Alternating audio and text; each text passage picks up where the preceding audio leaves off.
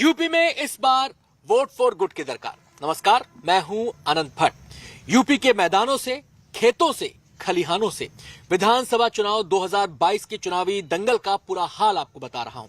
वैसे गोरखपुर के लिए आज का दिन चुनावी दंगल में मंगल का रहा। गोरखपुर सदर सीट से योगी आदित्यनाथ ने आज नामांकन दाखिल किया।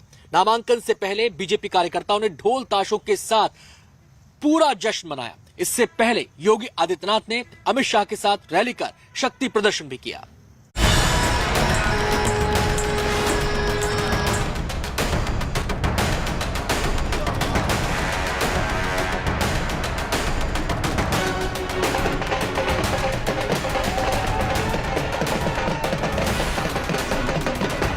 और इसके साथ ही 5 बार गोरखपुर से सांसद रहे सीएम योगी आदित्यनाथ पहली बार विधानसभा की चुनावी जंग में उतर गए। सुबह से बेसब्री से गोरखपुर के लोग इस लम्हे का इंतजार कर रहे थे। क्योंकि नामांकन यूपी के मुख्यमंत्री का था, लिहाजा भव्यता अपने चरम पर थी। गोरखपुर में सुबह से ही जहां जश्न का माहौल था, शहर भर में बीजेपी कार्यकर्ता जोश से लबरेज थे। नामांकन से पहले अल सुबह योगी आदित्यनाथ ने गोरखनाथ मंदिर में पूजा अर्चना की। योगी के सियासी जीवन के इस लम्हे को यादगार बनाने के लिए खुद गृह मंत्री अमित शाह गोरखपुर में मौजूद रहे। नामांकन से पहले महाराणा प्रताप इंटर कॉलेज मैदान में एक जनसभा कर योगी शाह ने शक्ति प्रदर्शन किया। आज आपका गोरखपुर में इस आयोजन में आपका सानिध्य प्राप्त हो रहा है। मैं इस अवसर पर उत्तर प्रदेश के कार्यकर्ताओं के साथ ही गोरखपुर के इन सभी कार्यकर्ताओं की ओर से देश के यशस्वी गृह और सहकारिता मंत्री माननीय अमित शाह जी का हृदय से स्वागत करता हूं, अभिनंदन करता हूं। दरअसल दिल्ली की सत्ता का रास्ता यूपी से ही होकर गुजरता है। यूपी का ये चुनाव इसीलिए बीजेपी के लिए साख का चुनाव है। रैली में अमित शाह ने इसकी तस्दीक भी कर दी। कहा 2017 में योगी सीएम बने तो 2019 में यूपी में बीजेपी 65 सीटें जीती। आज योगी जी के नामांकन बढ़ने के साथ ही फिर से एक बार भारतीय जनता पार्टी यहां से 300 पार के संकल्प के साथ पूरे उत्तर प्रदेश में आगे बढ़ रही है। सन्यासी से सीएम बने योगी आदित्यनाथ पहली बार विधानसभा चुनाव लड़ रहे हैं, लेकिन चुनावी राजनीति का उन्हें लंबा अनुभव है। साथ ही चुनावी राजनीति में अब तक वो अपराजय रहे हैं। लेकिन ये उतना ही सच है कि हर चुनाव एक नया इम्तिहान होता है। गोरखपुर से कुमार अभिषेक के साथ bureau report, good news today. होकर ट्रैक्टर पर सवार हम पहुंच चुके हैं शामली के द्वार। ये ट्रैक्टर सीधा चीनी मिल पर जा रहा है, लेकिन हम शामली आए हैं आज एक महत्वपूर्ण काम के लिए।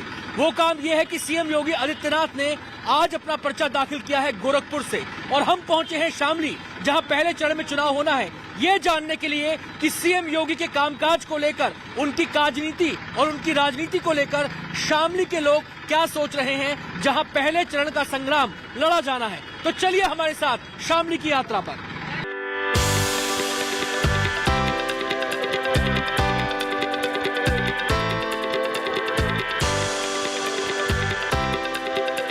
योगी आदित्यनाथ ने आज अपना नामांकन दाखिल कर दिया है, उनके बारे में क्या सोचते हैं आप? न हिंदू का, न मुसलमान का, न सिख का, न जैन का, शामली और उत्तर प्रदेश में अगर ये चुनाव है तो सिर्फ और सिर्फ अमन चैन का। और इस देश की जनता, इस प्रदेश की जनता जान रही है कि वास्तव में योगी राज में अमन चैन कायम हुआ है। और मैं समझता हूँ, जहाँ तक एक वोटर की बात मैं करता हूँ, मैं किसी पार्टी से नहीं जुड़ा हुआ हूँ, कि जहाँ तक वोटर की बात है तो मैं मानता हूँ कि वर्तमान में योगी दोबारा ही आने चाहिए और आएंगे। बहुत बहुत खुशी हुई है बात सुन के। हम बहुत खुश हैं उनसे, हम उन्हें ही चाहते हैं हर बार। हम उनके काम से, काज से बहुत ज्यादा खुश हैं। सुरक्षा मिली है हम सबको यहाँ पर, हमारी बहनों को, हमारी महिला को।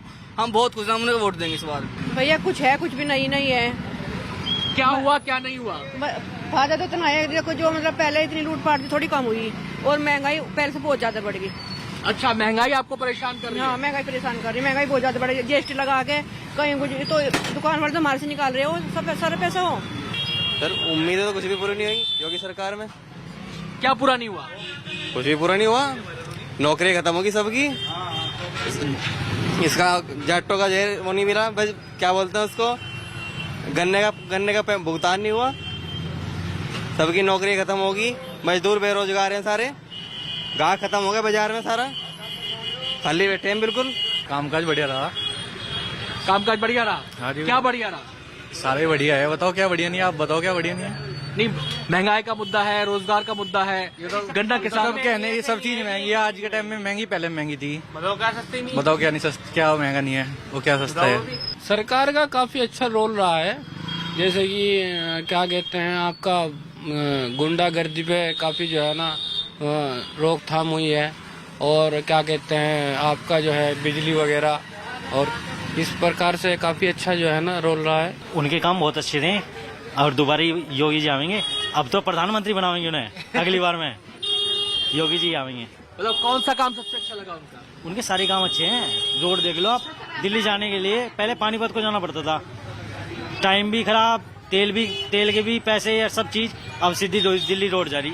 योगी जी ने अपराध खत्म करा है। सबसे ज्यादा है ना लड़कियां है ना, बाहर गली में खड़े होते भी 5-7 लड़के खड़े रहते थे, अब वो कम से कम खड़े तो नहीं होते हमारी गली में आकर। अच्छा, सबसे ज्यादा असल खत्म हुआ है, सबसे ज्यादा मुद्दा आपको ये प्रभावित किया? हाँ जी। इसके अलावा महंगाई भी, महंगाई तो होएगी ही, तो महंगाई तो है ही है, महंगाई तो बढ़ी रही है, उसका तो वो है ही है, लेकिन है ना जो वो जगह काम बढ़ेगा तो है ना महंगाई को भी करा जाएगा। योगी जी ने बहुत अच्छा काम किया है और वोट उन्हीं को ही मिलेगा बाद में। और मैम आप क्या सोचती हैं? हाँ बिल्कुल, योगी जी ने बहुत अच्छा काम किया है सभी के लिए, तो उन्हें ही वोट देना चाहिए। और हम डॉक्टर हैं तो उन्हीं को ही देंगे। योगी सरकार सबसे अच्छी सरकार है, कानून व्यवस्था ठीक है, सब काम की मौजूद है, और क्या चाहिए जी। अब की बार योगी सरकार। बिल्कुल भी खुश नहीं, 1% भी खुश नहीं। क्या ऐसी क्या नाराजगी, किस बात को लेकर नाराजगी है? नाराजगी देखिए, तेल न्यामा लग रहा था, बेचा लग रहे थे 100 रुपए लीटर न्यामा था तेल, खून चूस लिया। इसके अलावा और क्या? और कुछ नहीं। गैस सिलेंडर 1000 रुपए का होकर रखा। काम काज तो कुछ भी नहीं, बस मंदिर मस्जिद और जिन्ना और पाकिस्तान, बस यही मुद्दे, और तो कोई मुद्दे है नहीं। या मंदिर वाला तो खत्म हो गया अब। नहीं, आप युवा होने के नाते आप क्या चाहते हैं सरकार से, क्या होना चाहिए? बस बेरोजगार खत्म हो जाए, सबसे मेन मुद्दा तो ये है। महिला हो या पुरुष, बुजुर्ग हो या नौजवान, या फिर हो व्यापारी, शामली के इस बाजार में सीएम योगी के कामकाज को लेकर, उनको लेकर सबकी अपनी अपनी राय है। बहरहाल हम बात करेंगे अब उन गन्ना किसानों की जो दूसरों की जिंदगी में मिठास खोलते हैं। अब उनकी जिंदगी में भी एक नई मिठास खुल गई है। गन्ना खरीदी मूल्य बढ़ने के बाद किसानों का मिजाज कैसा है, और मुजफ्फरनगर से किसको मिलने वाली है गुड न्यूज, देखिए हमारी इस रिपोर्ट में।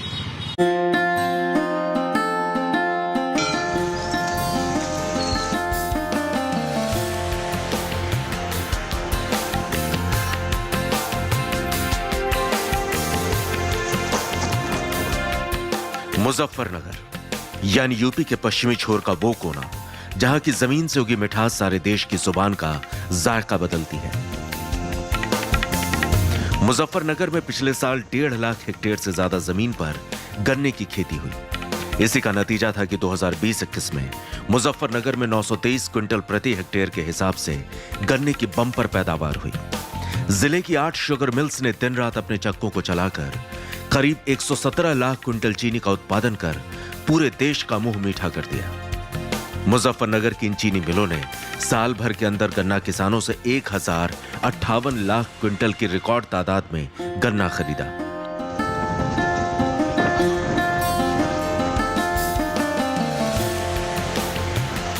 उस पर गन्ना खरीद का दाम बढ़ जाने से मुजफ्फरनगर के गन्ना किसानों में खुशी की लहर दौड़ गई।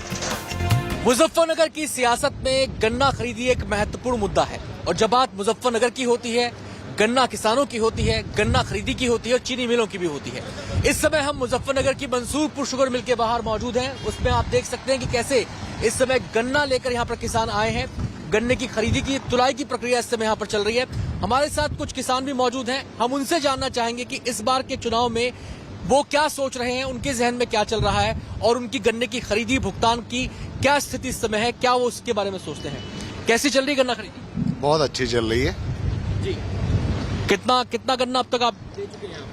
तकरीबन मेरे 5 बॉन्ड हैं, 1500 क्विंटल आ चुका मेरा जी।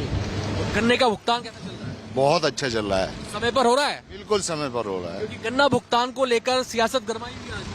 नहीं, अभी तक सारा अपडेट है। कल परसों तक 23 तक का पेमेंट आ गया है, 23 जनवरी तक का। जी, आपका अनुभव कैसा रहा? गन्ना खरीदी कैसी चल रही है? अच्छी है, गन्ना भुगतान बहुत अच्छा चल रहा है इस बार।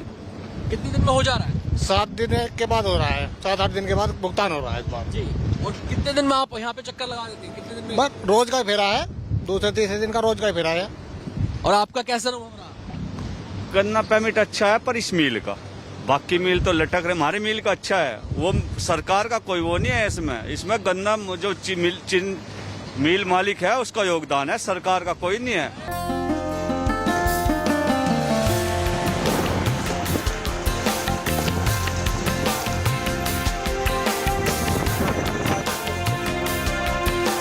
आपको बता दें कि बस चीनी ही नहीं बल्कि देश के लिए गुड़ न्यूज का भी केंद्र है मुजफ्फरनगर। गन्ने की फसल आते ही जिले के 3000 कोल्हू दिन रात गुड़ के उत्पादन में जुट जाते हैं और फिर ये गुड़ पहुंचता है मुजफ्फरनगर में मौजूद एशिया की सबसे बड़ी गुड़ मंडी में,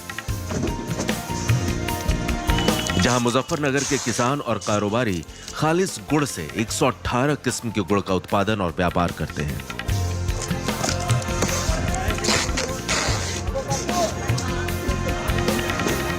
इस समय हम मौजूद हैं मुजफ्फरनगर की गुड़ मंडी में। मेरे पीछे ये जो आप बॉक्सेस देख रहे हैं, कुछ पैक्ड हैं, कुछ अनपैक्ड हैं। इन तमाम बॉक्सेस में गुड़ भरा जा चुका है जो पैक्ड हैं, और जो पीछे अनपैक्ड बॉक्सेस आप देख रहे हैं, इन तमाम बॉक्सेस में गुड़ भरा जाने वाला है। जी हां, इस गुड़ मंडी के अंदर बड़ी संख्या में जो आसपास के किसान हैं वो अपना गुड़ लेकर आते हैं, यहां पर गुड़ को बेचते हैं और अलग अलग किस्म का गुड़ यहां पर लाया जाता है। बताया जाता है कि यहां पर 100 से ज्यादा प्रकार का गुड़ उसकी खरीद बिक्री होती है और इस समय यहां पर गुड़ को उतारा जा रहा है, यहां पर गुड़ की पैकिंग की जा रही है। ये जो किस्म आप गुड़ की इस समय देख रहे हैं जिसको उतारा जा रहा है, ये गुड़ की चाकू इसका नाम है, इस किस्म का नाम है चाकू। हमारे साथ मौजूद हैं इस कारोबार से जुड़े हुए व्यक्ति, उनसे हम बातचीत करते हैं। जी, इस गुड़ की किस्म के बारे में बताएं। ये गुड़ है जी चाकू। जी, क्या खासियत है इसकी? खासियत है ये टिकाऊ गुड़ है, इसकी रेवड़ी गजक ये बनती है। कहाँ कहाँ जाता है गुड़? ये राजस्थान, जोधपुर, हरियाणा, पंजाब। जी, एक दिन में कितनी खरीदी हो जाती है गुड़ की? अब तो मौसम के हिसाब से कम आवक आ रही है, 5000 कट्टे आ रहे हैं फिलहाल। कौन से किस्म का गुड़ है? ये कच्चा गुड़ है, खुरपा पाड़। खासियत है इसकी खासियत यह है, इसको कोई भी खाता है नुकसान नहीं देता, पेट की सफाई करता बहुत। यहाँ से गुड़ कहाँ कहाँ जाता है? सब देशों में जाता है जी, विदेश में भी जाता है, निर्यात भी होता है यहाँ से। जी। कितने किस्म का गुड़ आता है इस गुड़ मंडी में? इसमें 5 तरह का गुड़ आता है जी। यहाँ पे किसी समय में 1 लाख मन की आमदनी होती थी, लेकिन अभी हाल फिलहाल में थोड़ा मौसम खराब है, इस वजह से 5 से 6 हजार मन की आमदनी है, लेकिन औसतन ये आमदनी 8 से 10 हजार 12 हजार मन तक की रहती है। इस बार मौसम की वजह से उस मात्रा में खरीदारी नहीं हो पा रही है जितनी अमूमन होती रही है। आपको बता दें कि मुजफ्फरनगर की गुड़ मंडी एशिया की सबसे बड़ी गुड़ मंडी भी है। मुजफ्फरनगर की मिठास चखने के बाद अब बारी है चुनाव के मुहाने पर खड़े इस शहर के सियासी जायके को जानने की। मुजफ्फरनगर की सभी 6 विधानसभा सीटों पर 10 फरवरी को पहले चरण में चुनाव होना है। पश्चिमी यूपी के इस इलाके में इन दिनों राजनीतिक दल और नेता अपने अपने वादों और दावों के साथ जनता के दर पर हाजिर हैं। नगर में फिर से हम भगवा लहराएंगे। लेकिन मुजफ्फरनगर अपने शासन की डोर किन हाथों में थमाना चाहता है, ये जानने के लिए हमने रुख किया मुजफ्फरनगर सदर सीट का। मुजफ्फरनगर सदर विधानसभा क्षेत्र में इस समय मौजूद है। ये मुख्य बाजार है मुजफ्फरनगर का, जहां पर हम लोगों से लगातार बात कर रहे हैं। इस समय जो चुनाव होने जा रहा है, आपके जहन में कौन से वो मुद्दे होंगे जिनके आधार पर आप वोट करेंगे? श्रीमान जी, बात ये है, इलेक्शन किस लिए होते हैं? देश चलाने के लिए, जनता को कार्य करने के लिए। मगर हम ये देखते हैं कि पिछली जो सरकार थी तो भ्रष्टाचार बहुत था। जाते हुए सड़क पे चैन छीन के भाग गए, लोगों को तुखी करते थे, दुकान में जाकर पैसे मांगते थे, किसी की चोरी करते थे, बहुत कुछ होता था। अब वो नहीं है। आज आधी रात को भी लेडीज सड़क पर चली जाए, आराम से जा सकती है, कुछ नहीं बिगड़ता, बड़ी शांति है, दुकानदार खुश हैं, कारोबार ठीक चल रहा है। और दूसरी सबसे बात है कि सड़कें बन गई और तरक्की बड़ी हुई है, अच्छा कुछ हुआ है। हम तो इस प्रशासन से खुश हैं। आपके जहन में कौन से मुद्दे हावी हैं? हमारे शहर में तो मुद्दा यही हावी है कि देखो विकास जो है, सड़कें नहीं बन पाई, यहाँ पर गड्ढे हैं जगह जगह पर। हमारे जो यहाँ के मंत्री हैं उन्हें देखना चाहिए कि इतना तो बिजली की कोई सुविधा है ना सड़कों की सुविधा है। गरीबों को मकान मिल रहे, राशन मिल रहा, खाना पीना मतलब रोजगार मिल रहा। आप क्या सोचते हैं, किन मुद्दों के आधार पर आप जाएंगे? मुद्दे तो बहुत है इस टाइम पे, बेरोजगारी होगी और महंगाई होगी, बहुत मुद्दे हैं, ऐसा कुछ नहीं, मुद्दे बहुत हैं, लेकिन खत्म हो गई। लेकिन वही गुंडागर्दी खत्म होगी, वही कहना है। कानून व्यवस्था बहुत अच्छी चल रही है हमारे शहर में, लेकिन इतनी महंगाई है, महंगाई के ऊपर और ध्यान देना चाहिए सरकार को, नहीं तो सरकार तो बहुत अच्छी है।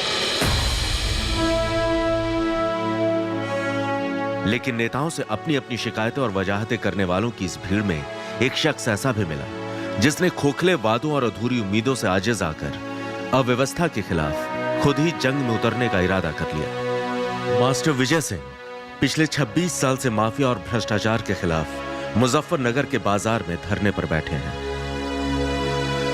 सभी सरकारों ने इसमें कार्रवाई नहीं करी और सब कहते तो हैं भ्रष्टाचार, भूमाफिया, परंतु कार्रवाई क्यों नहीं करती। मुझे 26 साल हो गए हैं, दुनिया का सबसे लंबा धरना मेरा सामने चल रहा है और अब मैंने फैसला किया है मैं योगी आदित्यनाथ जी के सम्मुख चुनाव लड़ूंगा और अखिलेश जी के सामने जाकर के पर्चे बांटूंगा। चूंकि ये कहते हैं इनकी कथनी करनी में अंतर है, तो मैं निर्णय ले लिया। आज मैंने प्रेस नोट जारी कर दिया है, यहाँ प्रेस को बता दिया है और मैं 9 तारीख को नामांकन करूंगा।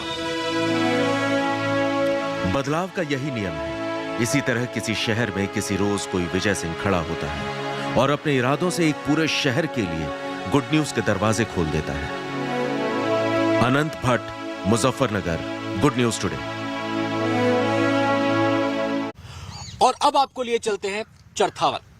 मुजफ्फरनगर सदर सीट से सटा हुआ विधानसभा क्षेत्र है चरथावल का। हम जब यहां पहुंचे तो हमें 2 गांव की दिलचस्प कहानी नजर आई। एक 10 फीट की सड़क के दोनों ओर बसे इन गांवों में कैसे मीलों का फासला है, ये समझने के लिए ये रिपोर्ट देखिए। एक सड़क की कीमत क्या होती है, कोई इन गांव वालों से पूछे। साफ पानी का नलका दिलवाती है एक सड़क, साफ सफाई का हक दिलवाती है एक सड़क, लेकिन ये बुनियादी हक आपको मिलेंगे या नहीं, यह इस बात पर निर्भर करता है कि आप सड़क के किस ओर बसे हैं। हम मौजूद हैं चरथावल के एक खास इलाके में। जी हां, जिस सड़क पर मैं खड़ा हूं इसकी भी एक दिलचस्प कहानी है। इस सड़क के बाईं तरफ गांव है बहादुरपुर और दाएं तरफ गांव है खेड़ी वीरान, यानी कि एक सड़क 10 फीट का फासला और 2 गांव आमने सामने आ जाते हैं। एक सड़क और 10 फीट का यह फासला कैसे सुविधाओं में, तस्वीर में बदलाव लाता है, इसकी एक बानगी आपको दिखाते हैं।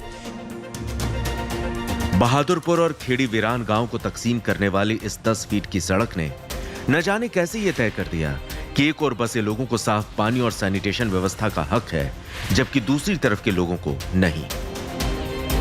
क्या यह मुमकिन है कि चरथावल के इन दोनों गांवों के इस बुनियादी अंतर पर कभी किसी नेता या प्रशासन का ध्यान गया ही ना हो?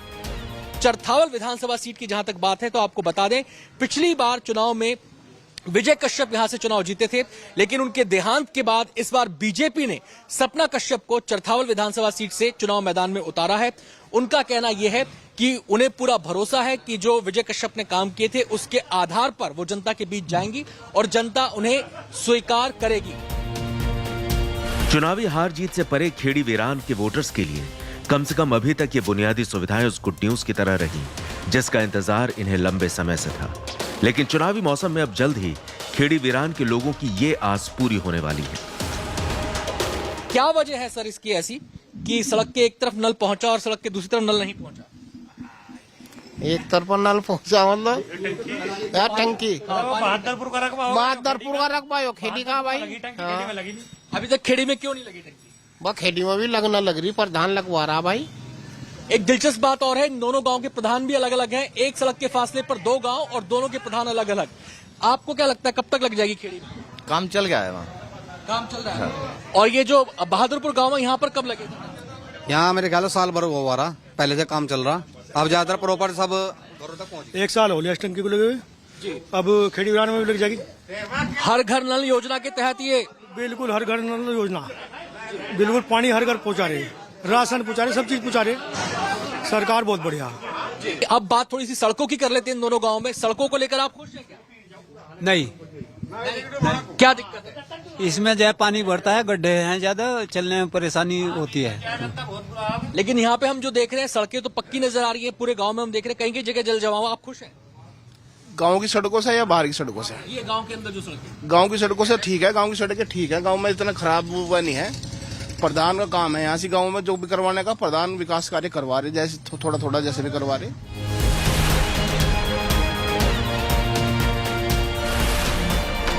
यानी खेड़ी वीरान में बदलाव की आहट अब सुनाई देने लगी और उम्मीद यही है कि जल्दी सड़क के उस पार की सभी सुविधाएं खेड़ी वीरान के लोगों को भी मिलने लगेंगी। Anant Bhatt, Charthawal, good news today.